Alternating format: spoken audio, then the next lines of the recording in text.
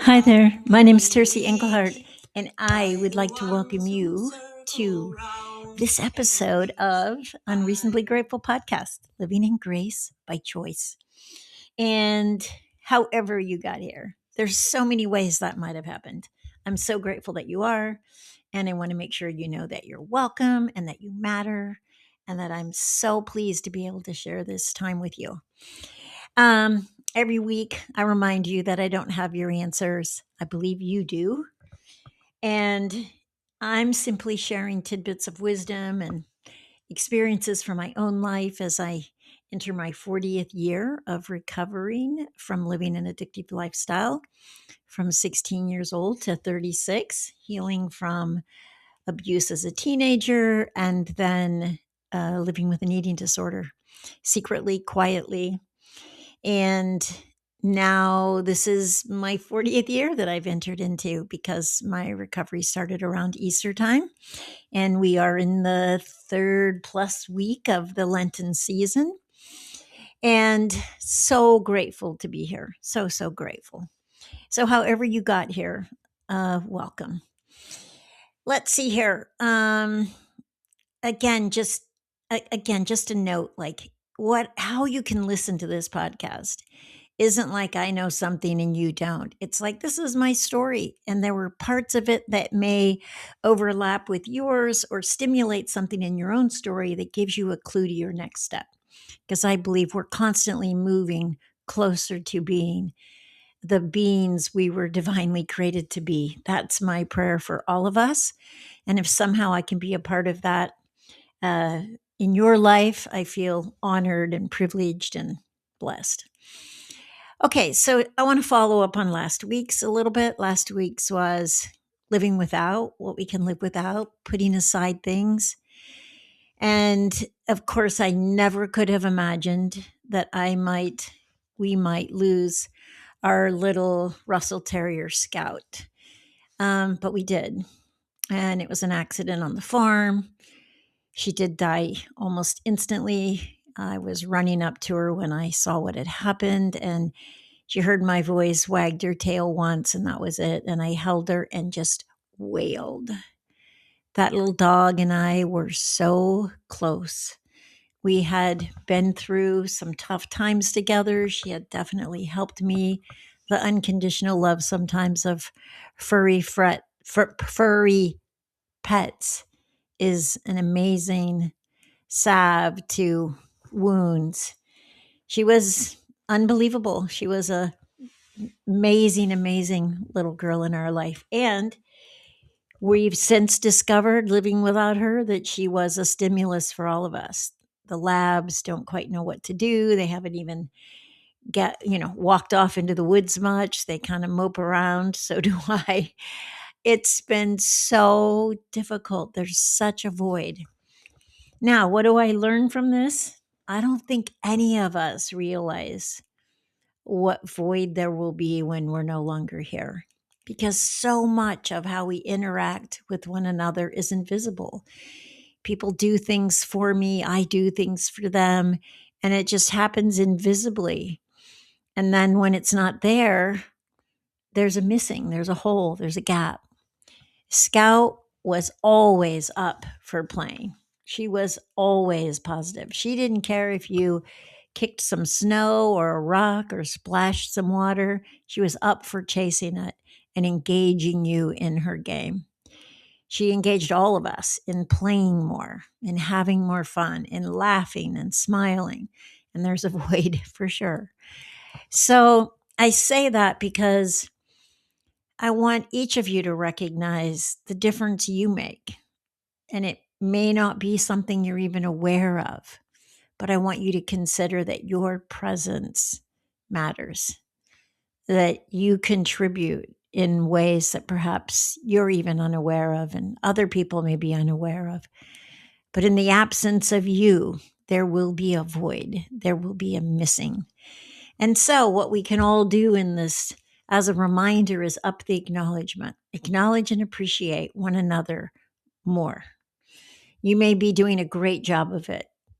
Ramp it up more. more, because no one ever died of too much acknowledgement, but many people have suffered from internal and external criticism. Okay.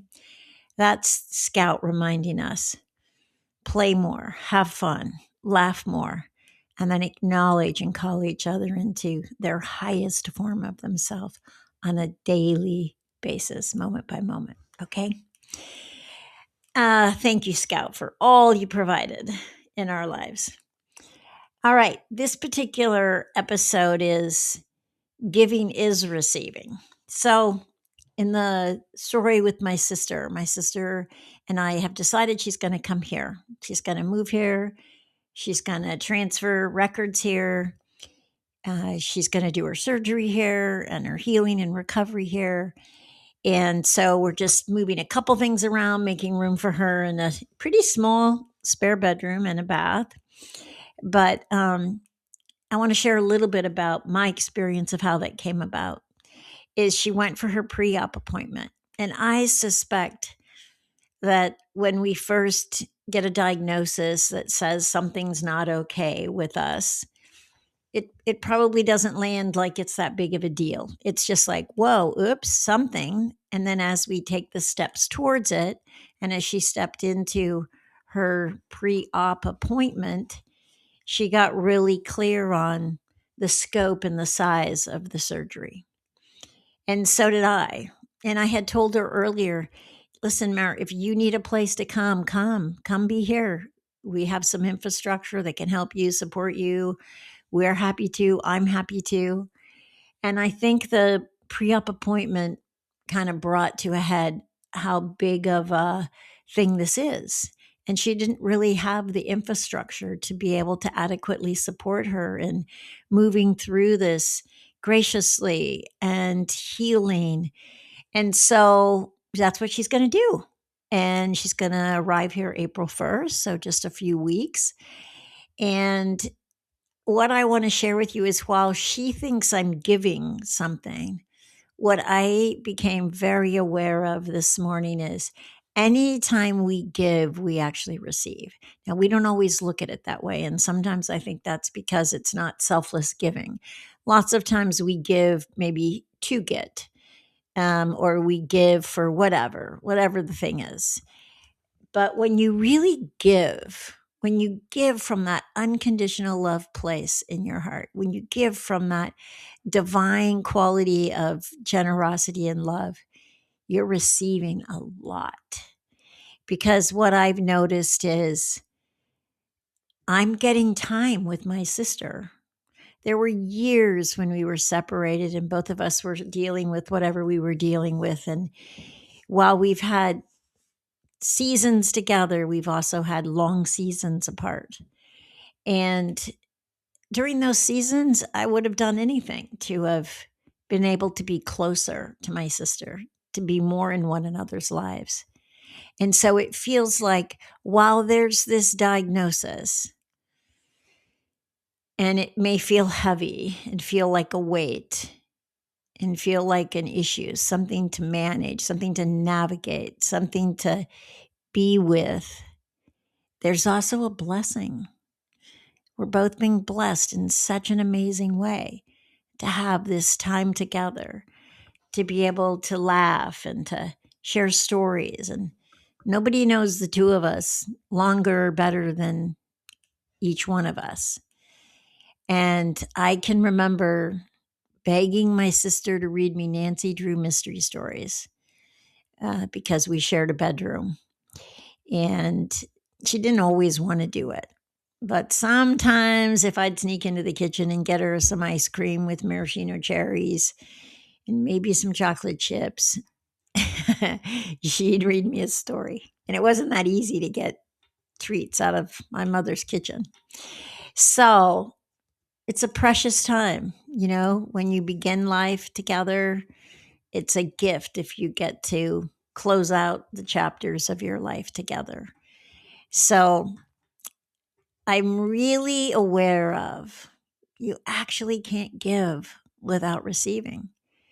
It just depends on if at the time that we open up to give, if we also are open to what that giving is pouring over our way. And what a blessing and how beautiful that is. So while neither one of us know, and none of us do ever, even though we may pretend to, while neither one of us know exactly how it's going to go, however it goes, we're going to share it. And I think that's one of the most beautiful things that human beings can do is share deeply and openly their lives with one another. So I'm grateful for the gift that my sister is giving me. And there'll be a couple more episodes before she's here, but I look forward to being able to share more with you about the journey of being there with and for one another, because that's what life is all about. Have a beautiful, beautiful week. And I look forward to seeing you next week. So, in the meantime, notice what you're receiving any and every time you open yourself up to giving, and count your blessings. See you next week.